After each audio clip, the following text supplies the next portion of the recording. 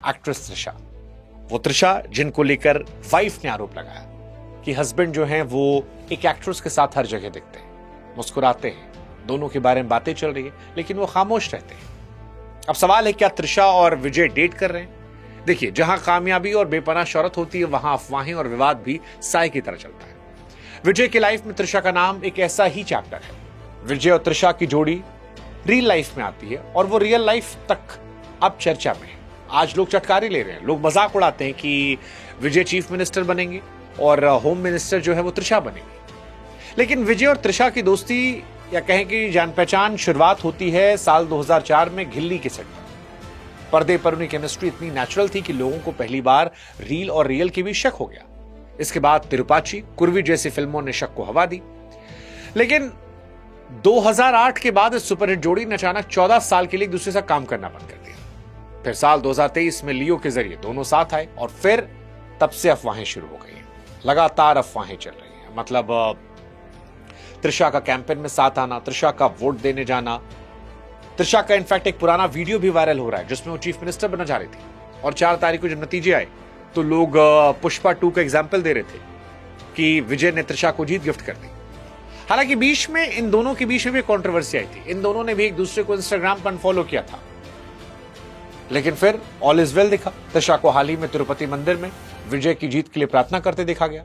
Report यह भी कहती है कि वो विजय के घर पर भी स्पॉट हुई हैं। 2026 चुनाव से ठीक पहले नॉर्वे में दोनों के साथ देखे जाने की तस्वीरें भी आई। फिर वाइफ का डिवोर्स फाइल करना, वो भी जनता को यकीन दिला रहा था कि दाल में कुछ काला है। उनके ऑपोजिशन ने उनके कैरेक्टर को लेकर बहुत सारे सवाल उठाए। त्रिशा को घर तोड़ने वाली औरत तक कहा, लेकिन दोनों यहां शांत रहे और बाद में जीत हुई। अब इस जीत में उनकी खामोशी को भी लोग मास्टर स्ट्रोक बता रहे हैं। हालांकि इस जीत के बीच में विजय की गाड़ी का वो नंबर भी बड़ा वायरल हुआ है, सीएम 2026। एक तरफ विजय की पर्सनल लाइफ में कंट्रोवर्सी चल रही थी, लेकिन ऐसा लगता है कि विजय शायद क्लियर थे चीफ मिनिस्टर बनने को लेकर, मानो सालों पहले से ही पूरा प्लान कर रखा था। विजय की पॉलिटिक्स में सबसे ज्यादा चर्चा उस पुरानी मिस्ट्री कार की है जिसके नंबर प्लेट ने सालों पहले भविष्य की तस्वीर बताई थी। कार का नंबर TN07 CM 2026। और आज लोग दंग हैं ये तस्वीर देखकर। क्या विजय ने बहुत पहले तय कर लिया था कि वो 2026 में मुख्यमंत्री कुर्सी पर बैठेंगे? इसे सिर्फ एक इत्तेफाक कहना मुश्किल है, क्योंकि विजय ने अपनी फिल्म गोट में भी इसी नंबर का जिक्र किया। क्या ये मेंटल गेम था जिसने जनता और फैंस के मन में यकीन किया कि विजय का राजा बनना कुदरत का फैसला, या विजय ने तैयारी कर रखी थी पूरी प्लानिंग के साथ? विजय ने राजनीति में कदम किसी हड़बड़ी में भी नहीं रखा, बहुत लंबी प्लानिंग का हिस्सा था। कई बार लोगों को लगता है कि शायद रातों रात था। नहीं, 2013 में जब उनकी फिल्म थलाइवा आई थी, उस वक्त ही जो मुख्यमंत्री थी जयललिता जी, उनको एहसास हो गया था कि ये पॉलिटिक्स में आना चाहते हैं। और तभी शायद जयललिता ने इनको टाइट करना शुरू कर दिया था, क्योंकि विजय को समझ में आ गया था कि अगर व्यवस्था बदलनी तो मैदान में उतरना पड़ेगा। हालांकि जयललिता ने इनको टाइट किया। उसके बाद विजय खामोशी से काम करते रहे, एनजीओ चलाने लगे, फैन बेस बनाया। 10 साल तक वो चुप रहे। लेकिन जयललिता की मौत के बाद जब तमिलनाडु में एक वैक्यूम क्रिएट हुआ, उसके बाद विजय ने फिर से शुरुआत की। जब तक जयललिता जिंदा थी, तमिलनाडु का कोई भी हीरो पॉलिटिकल राइज नहीं पाया, क्योंकि जयललिता इतनी कठोर हो चुकी थी कि वो किसी को आगे नहीं बढ़ने दे रही थी। लेकिन उनके जाने के बाद विजय ने अपनी शुरुआत की, जीत की शुरुआत की। और उसका एक नतीजा दिखता है कि विजय का पर्सनल ड्राइवर का बेटा भी टीवीके के टिकट पर चुनाव लड़कर विधायक कुर्सी हासिल कर लेता है। वो जो तस्वीर वायरल हुई थी जहां पर ड्राइवर का बेटा विजय के पैर छूता है, वो अपने आप में एक भावुक लम्हा था, लोकतंत्र की ताकत को दिखाने वाला। हालांकि विजय ने 2 सीटों पर चुनाव लड़ा था, पोरंबूर और तिरुचिरापल्ली। इन दोनों सीट पर चुनाव लड़ा, दोनों सीट पर जीते। अब एक र्यूमर यह भी उड़ रहा है कि एक सीट पर शायद वो इस्तीफा दे दे और हो सकता है त्रिशा चुनाव लड़ ले। पता नहीं क्या होगा क्या नहीं। लेकिन विजय को तमिलनाडु में लोग भगवान जैसा माने थे, और इसके पीछे सिर्फ ग्लैमर नहीं है, भरोसा है जो तमिलनाडु की जनता ने विजय में देखा। आज विजय को तमिलनाडु में लोग सिर्फ सुपरस्टार नहीं मानते, उनकी अलग इज्जत है और इसके पीछे गहरा दर्द भी है। दरअसल विजय जब छोटे थे तब उनकी 2 साल की बहन विद्या की मौत हो गई थी। और उस घटना ने विजय को शांत और गंभीर बना दिया। आज भी वो अपनी बहन की याद में करोड़ों का दान करते हैं, लेकिन कहीं पर कोई कैमरा या फोटो नहीं होता। विजय वो शख्स हैं जिनसे आप ये कम से कम सीख सकते हैं, क्योंकि दान के बारे में अक्सर कहा है कि दाएं हाथ से दान करो, बाएं को पता न लगे। आज जब लोग एक केला भी देते हैं और सोशल मीडिया पर दिखाते हैं, वहां पर विजय का ये स्वभाव तमिलनाडु के लोगों के दिल में घर करता है। विजय की सिंप्लिसिटी भी लोगों के दिल में घर करती है। वो रात के अंधेरे में खुद कार चलाते हैं, सड़कों पर साइकिल लेकर निकल जाते हैं। 2021 में उनका साइकिल से वोट डालने जाना कोई दिखावा नहीं था, बल्कि जनता के उस गुस्से के साथ खड़े होने का उनका तरीका था जो महंगाई से परेशान थी। वे हजारों बच्चों की पढ़ाई का खर्चा उठाते हैं, प्रचार नहीं करते। विजय की यह संजीदगी, उनकी सादगी शायद उन्हें उनकी मां शोभा चंद्रशेखर से मिली है, जिन्होंने उन्हें जीवन के सबसे कठिन दौर में संभलना सिखाया। और इसी वजह से विजय धीरे धीरे थलापति और फिर तमिलनाडु के लोगों की जान हो गए, क्योंकि तमिलनाडु की जनता ने देखा जब पावर के साथ दया भी मिलती है तो इंसान सिर्फ एक्टर नहीं रहता, वो रक्षक बन जाता है। जयललिता और करुणानिधि जैसे दिग्गजों के जाने के बाद जनता ने विजय में वो रक्षक ढूंढा है जो उनकी बात सुनेगा और शायद उनके लिए खड़ा होगा।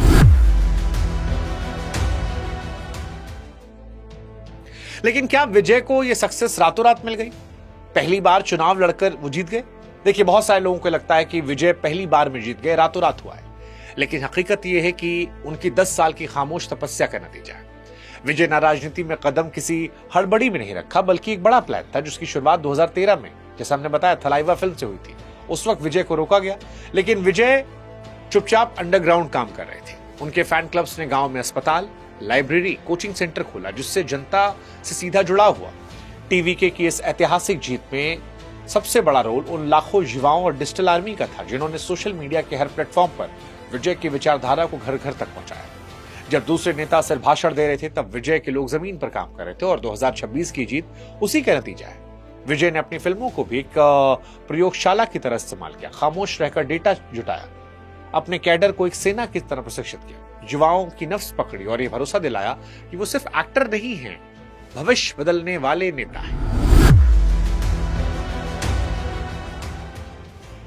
हालांकि विजय को इसमें परेशानियों का सामना भी करना पड़ा, उनके धर्म की वजह से।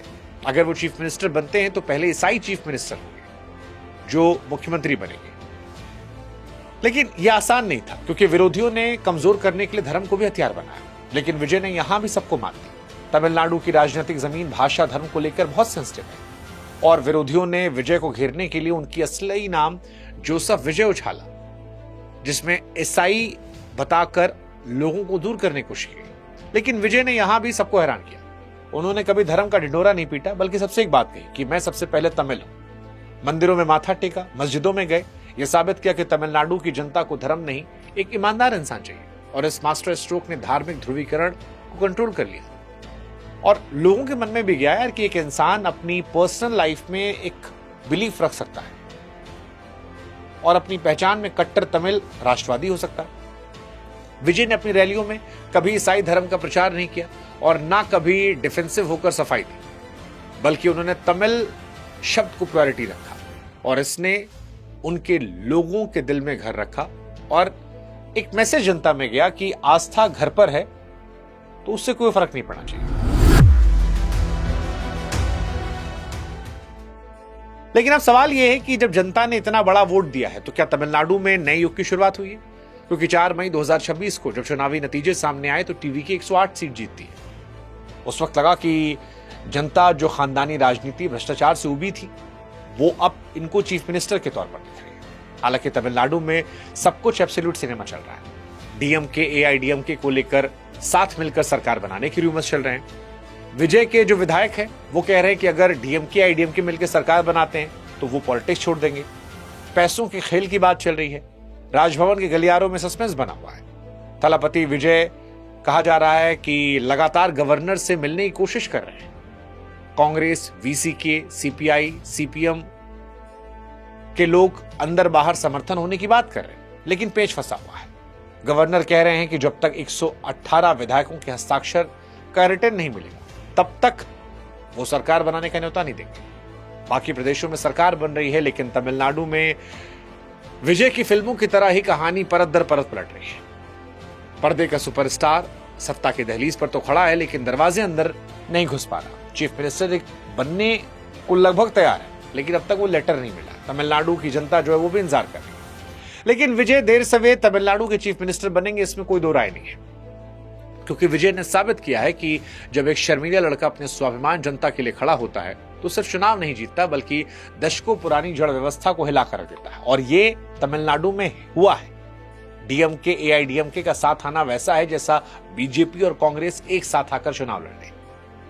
अब अगले 48 घंटों में साफ होगा कि क्या उन्हें न्योता मिलता है या फ्लोर टेस्ट की अग्नि परीक्षा होती है। लेकिन एक बात तय है कि तमिलनाडु में सब कुछ बदल चुका है, सब कुछ। स्क्रीन का हीरो सीएम की कुर्सी की तरफ बढ़ रहा है और जनता देखने को यह बेताब है कि अगर वो मुख्यमंत्री बनेगा तो क्या वो असल जिंदगी में भी वही करिश्मा करेगा जो पर्दे पर कर रहा था। कुल मिलाकर एक नए तमिलनाडु की शुरुआत है। विजय का आना उम्मीद देने वाला है, क्योंकि तमिलनाडु की सियासत में एक्टर्स की इमेज बहुत बड़ी है। विजय के पास उम्र भी है। क्या वो तमिलनाडु का भविष्य बदल पाएंगे या इस उम्मीद के साये में गुम हो जाएंगे, पता नहीं। लेकिन जनता ने अपनी तरफ से भर भर कर उन्हें प्यार दिया है। आशा करते हैं कि ये उम्मीद का दिया बुझे ना और फिल्मों का विजय असल जिंदगी में भी जनता की उम्मीदों पर विजय हासिल करे। फिलहाल ये कहानी विजय की थी। इस कहानी का कौन सा हिस्सा आपको रोचक लगा, आप कमेंट सेक्शन में जरूर लिखिएगा।